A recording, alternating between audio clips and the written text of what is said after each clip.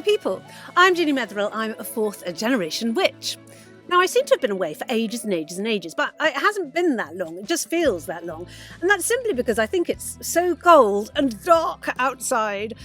So this video is all about the celebration of spring.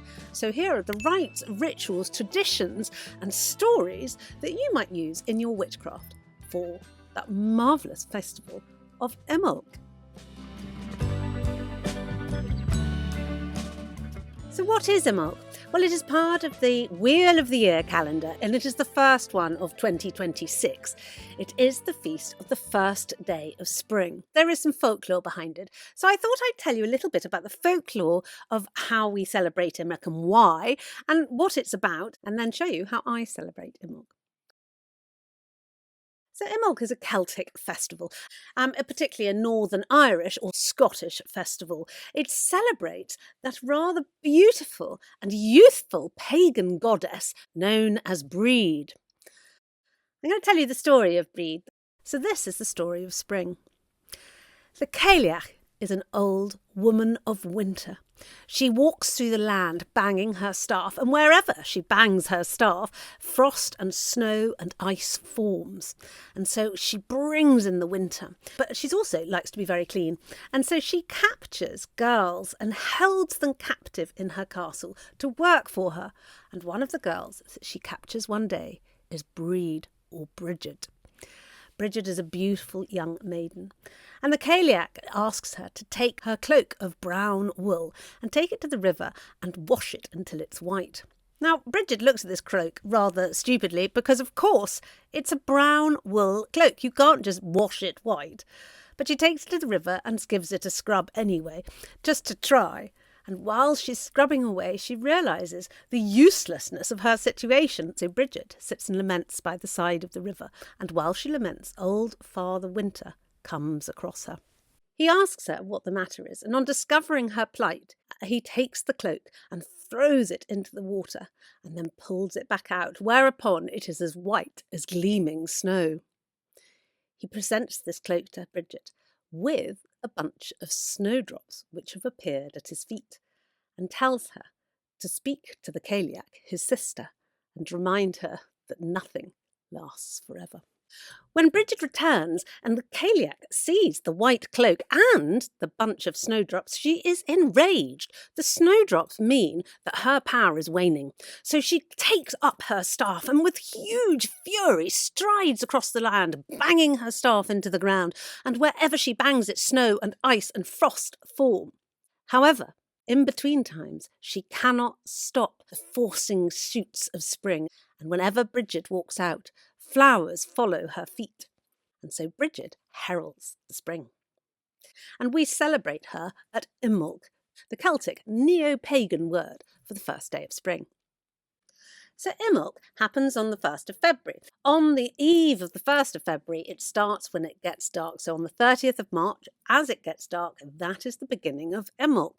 Because birth always happens from the darkness into the light, and this is the birth of a new season.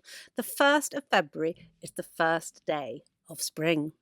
And we can already see it with the snowdrops coming around. I found snowdrops actually coming out on my birthday. I was so overexcited. I did a birthday walk through Otter Valley. And look at the snowdrops drifting through the woods. They're stunning. I mean, to be fair, the Otter Valley is a bit lower down than we are, so we don't have snowdrops yet, but it did raise my heart to see them. So Imbolc, as I said, starts on the 1st of February, and it is very much taken over by the Christians. The Christians came across Brighid, this pagan goddess of spring, and very, very sort of high-ranking goddess, I suppose, in the pagan pantheon, and took her over and turned her into Saint Brighid, who also sort of heralds spring. I don't really know about the Christian, technicalities of their saint, but she is very much one and the same person. She is often depicted as having oyster catchers with her because it is on the 1st of February that oyster catchers return to these shores. And look at those red legs, aren't they just to die for? I'd love to have those legs if I was a bird. So the Christians adopted St. Bridget into their pantheon and changed her festival onto the 2nd of February and called it Candlemas, which is when they blessed all the candles that are used in the church. Now, candles are part of Bridget's worship. She is celebrated by lighting candles, and a Bridget's candle laid out in a window is something that I absolutely recommend that you do to call the blessed goddess to you. Well, it is part of her worship. And should you be decorating your altars during this season, make sure they are heavy with candles for the 1st of February. It is a great time to do, in fact, any candle blessing or any candle magic. If you're thinking of doing a cutting the cord spell, for example, using candle magic, or any other type of candle magic, why not try it on this particular day, because it will have an even greater significance and chance of success.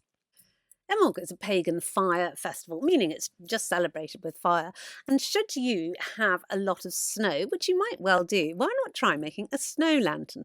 This is where you get a lantern with a candle in it, obviously light it, and collect a lot of snowballs. And then you build the snowballs around the lantern in a sort of pyramid shape, a round pyramid shape, and then leave it overnight for the goddess to see. I mean, we might not have snow, but this is a very popular form of celebration in northern Scandinavia, but it has been known to happen throughout the British Isles and is a lovely way to celebrate this time of year. I'm really hoping it does snow on the 1st of February because I've always wanted to do this and I've never had the opportunity. So fingers crossed. This year, Imbolc is on a full moon, and this full moon is in Leo. Leo is all about getting the best for yourself, manifesting your inner strength. And so it's a very good time to really concentrate on how powerful you are, especially as a witch. It's a very powerful time for us witches. As the world stirs with the first life of spring, so does our power. It is the time of year when snakes used to come out of hiding, after all, and snakes are associated with Bridget. She calls forth the snakes. Snakes are also associated with witches because we have power over snakes. It is our time because our power is coming into its height, which really reaches its peak at Beltane, but it starts now. One of the other great things to do is to make a Bridget's cross. This is the pagan square cross. It was heavily adapted and adopted by the Christian faith and brought into their mythology. But really, this is Bridget's cross, and it always has been. There is nothing out at the moment apart from some green reeds. I mean, there's very, very little coming through. A little bit of sorrel, and that's about it as far as I can see. So I often pick reeds as I'm walking the dog and make a cross as I walk along. It's quite a therapeutic thing to do. There's plenty of videos on YouTube showing you how to make a Bridget's cross, and in fact, if you go to my Instagram, you'll see me making one there. When I made this particular cross that you can see here, I did feel that there was magic coming into it. And when I left it at the top of the drive in order for St. Bridget to see it on Imbolc as she passed and therefore bless my house, I got what is known as the witchy shivers, which is where that shiver goes down your spine and you know that the magic has set. So whatever happens, I have got blessings for my house this spring. Now, it is very important on Imbolc to remember the fair folk. The good folk are good neighbours. The fairies love a little bit of Imbolc because they're coming out of their hiding over the winter now. It is time when we will stir, and so leaving a little bit of bread and milk and cheese, it's a really lovely way to connect to the fae and just leave them an offering by your door on Imbolc. Never forget the fair folk, and they won't forget you. So that is my ideas for how to celebrate Imbolc and why it is such a great festival. We are looking at the start of the season of light, and that always thrills me with excitement.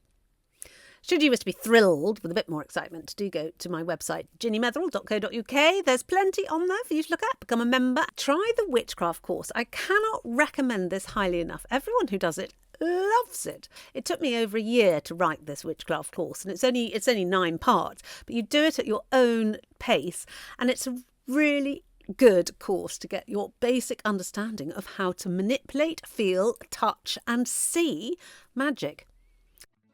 Go to ginnymetheral.co.uk. Otherwise, don't forget that it was my birthday, so if you could please just like and subscribe as a birthday present to me, I would be so grateful. And I will see you in my next video.